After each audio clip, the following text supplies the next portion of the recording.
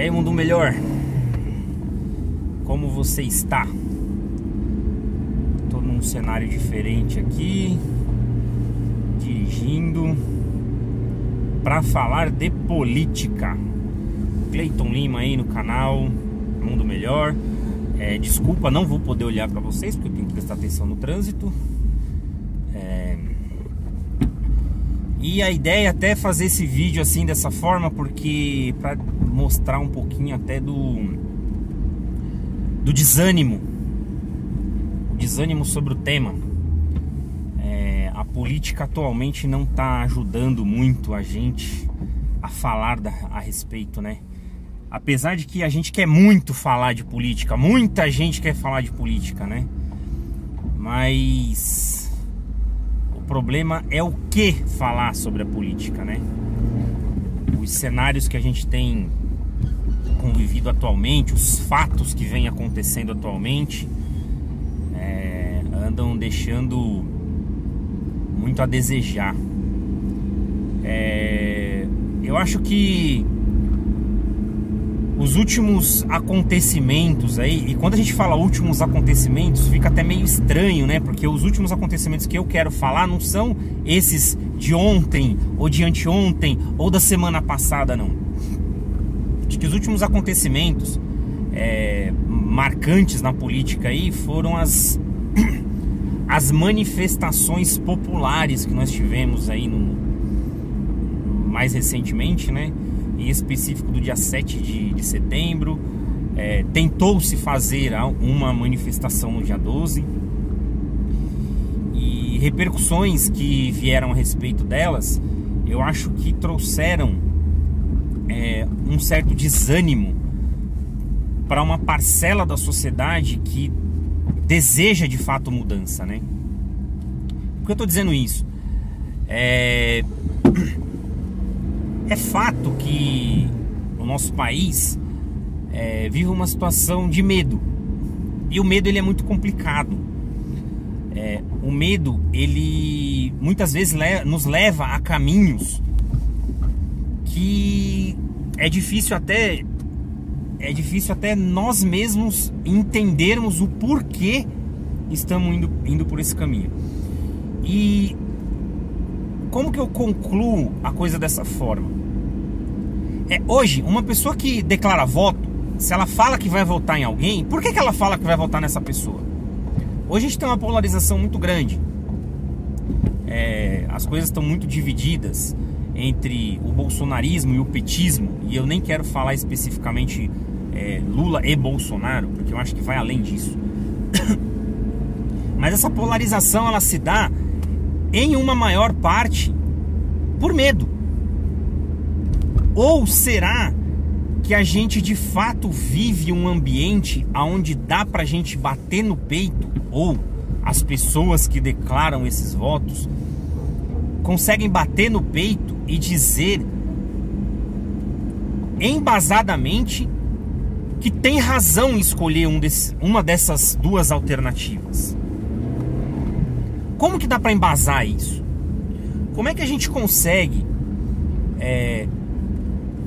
personificar o nosso desejo de melhora na figura de Luiz Inácio Lula da Silva? E como que a gente consegue fazer isso na figura de Jair Messias Bolsonaro? Eu acho muito difícil, eu acho muito complicado. E é por isso que eu tenho uma equação em relação a isso. Somos hoje aí cerca de 150 milhões de eleitores, né? Mais de 210, 212 milhões de brasileiros. Estamos aí, de forma arredondada, 150 milhões de eleitores. E eu acredito que desses 150 milhões, mais ou menos uns 20, 25% de fato sejam bolsonaristas. Eles de fato vão bater no peito e defender o presidente com unhas e dentes. Aquela história que alguns até dão de exemplo, se ele matar a própria mãe ao vivo, o pessoal vai falar: olha, mas a mãe dele aí também, né? Sabe como é? Apesar do exagero, dá para ilustrar mais ou menos a ideia. E o petista também tem essa capacidade de defender o Lula, né? Aquela história do que, ele roubou muito, mas fez não sei o que e tal. Mas você nem sabe o que ele roubou, né? Os 16 anos que o petismo conseguiu de poder, porque o senhor Michel Temer é cria desse petismo, e eles querem se descolar disso, mas não é uma coisa tão fácil. Esses 16 anos fala por si só. Que a gente teve de problemas na administração pública falam por si só. Não dá para esquecer isso. Então a gente tem essas duas figuras, e cada uma delas deve ter sim aí seus 20, 25% de eleitorado. Não é exagero falar isso, né? E isso daí vai dar algo em torno aí de 30 milhões, 35 milhões de eleitores. Não é exagero não, de fato é um eleitorado numeroso. Mas no meu ponto de vista particular, eu acho que a maioria das pessoas não está aí. A grande maioria das pessoas está buscando alternativa para isso. E eu não chamo de terceira via. Não é terceira via, é a primeira via. A via que a gente não tem. E isso me causa desânimo. Não ter uma alternativa a essas duas aberrações. Tem pessoas que falam, e aí dos dois lados eu ouço a mesma coisa: não dá para comparar Jair Bolsonaro com Lula. Essa frase cabe, e eu escuto dos dois lados. Como que não dá para comparar? Se os dois lados falam isso. A grande verdade é que os dois se retroalimentam. O Jair Messias Bolsonaro precisa do Luiz Inácio Lula da Silva, e o Luiz Inácio Lula da Silva precisa do Jair Messias Bolsonaro. E nós, brasileiros, precisamos do quê? Do que nós precisamos? Alguém parou para se perguntar a respeito disso? Alguém parou para questionar isso? Será que esses dois pararam para questionar isso? Se nós não questionarmos isso, eles não vão. Eu tenho mais ou menos uma ideia do que nós precisamos. Mais ou menos. De uma forma humilde, eu acredito que o que nós precisamos é de um mínimo de vergonha na cara. É isso que nós precisamos. Como cidadãos, como eleitores, um pouquinho de vergonha na cara ia fazer muito bem. Porque essa vergonha na cara nos falta quando sobra como opção Jair Messias Bolsonaro e Lula. Porque eles não estão lá à toa. Eles não estão lá disputando a eleição à toa. Eles estão lá disputando a eleição porque nós os colocamos lá. Eu tenho muita dificuldade com isso, e algumas pessoas que vão me ouvir aqui vão se lembrar que eu falo muito sobre isso. Tenho muita dificuldade em colocar a culpa nas pessoas. Eu não gosto disso. Eu não gosto de colocar a culpa no povo, nas pessoas que têm dificuldade com informação, que não tem ensino, que não tem educação. E não é educação de comportamento, é o ensino mesmo, é informação, é agregar conteúdo. Pessoas que têm dificuldade com isso por culpa do próprio Estado. Porque o Estado não quer saber se você está bem ou não. Ele quer saber dele. E quando eu falo em Estado, eu estou falando exatamente das pessoas que lá estão. E esses dois estão lá como opções, como as únicas alternativas que nós temos, por culpa nossa. Porque nós não nos preocupamos em conhecer de fato essas figuras. Né? Conhecer, ir a fundo, procurar informação. Né? É responsabilidade nossa, sim. E eu tenho ainda esperança que essa primeira via, não terceira via, mas que essa primeira via apareça, surja e de alguma forma nos liberte desse mal. Mas vai ser difícil. Talvez seja até a hora da gente começar a pensar quem será o vice desses dois. Né? Quem vai ser o vice? Porque a probabilidade de pós-eleição nós termos o drama do impeachment sobrevoando e até acontecendo no nosso país novamente deve ser muito grande. Então talvez seja a hora de começar a pensar nisso, que pode ser até um fator determinante.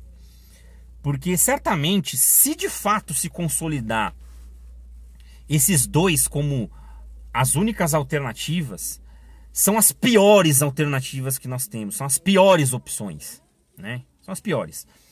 Claro, vai ter quem diga que não dá para comparar Lula e Bolsonaro, né? Você vai encontrar bolsonaristas dizendo isso, figuras importantes, figuras públicas importantes, dizendo que não dá para comparar Jair Messias Bolsonaro e Luiz Inácio Lula da Silva.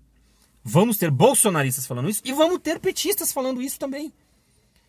Pra gente ver como essa galera extremista, cega por esse sentimento de salvador, de busca de salvação, estão de fato no mesmo patamar.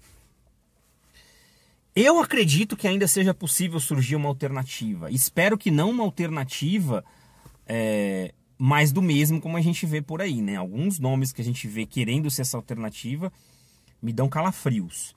Mas é possível que surja alguém. Se não surgir, teremos nós mesmos que tentar buscar alternativa de vida, né? Não adianta só alternativa política. E aí, por isso, eu também tenho buscado alternativa. Comecei um projeto novo aí com um canal de investimento, de informação a respeito de investimento. Vamos falar sobre dinheiro, sobre mercado financeiro. Vou aprofundar isso, eu já venho falando aqui no canal há algum tempo, mas quero aprofundar isso com conteúdo bem específico a respeito. Porque talvez o dinheiro seja a única forma da gente se livrar da política. Porque ela não vai se livrar da gente. Ela não quer se livrar da gente, ela precisa da gente. E como nós temos muita dificuldade em lidar com o tema política, vamos tentar lidar melhor com o tema dinheiro, então.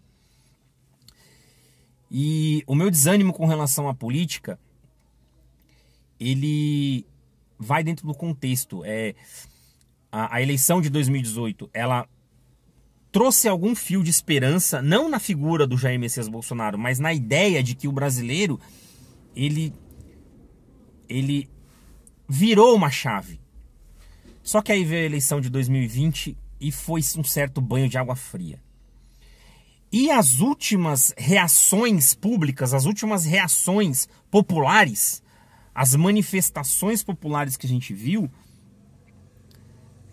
trouxeram, pelo menos no meu ponto de vista, e acredito que para as pessoas que acreditam em coisas que eu acredito,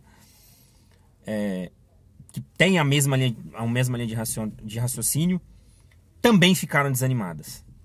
E esse desânimo a gente vê nas ruas, a gente vê nas atividades, a gente vê no sentimento que as pessoas têm, a gente vê no dia a dia, eu vejo nos meus clientes, eu vejo nas pessoas que eu converso, um desânimo quase que imutável, quase que desesperador.